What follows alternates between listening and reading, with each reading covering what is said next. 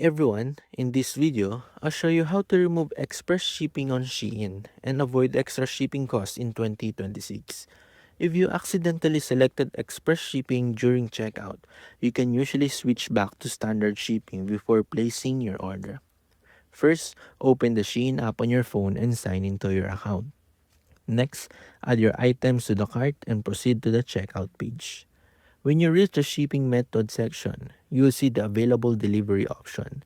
If express shipping is selected, simply tap standard shipping or another available lower cost shipping option before completing your purchase. Shein lets you choose your shipping method during checkout when available. Before placing your order, double check that standard shipping is selected and review the updated shipping fee. If you already placed your order with express shipping, the shipping method generally can be changed afterward.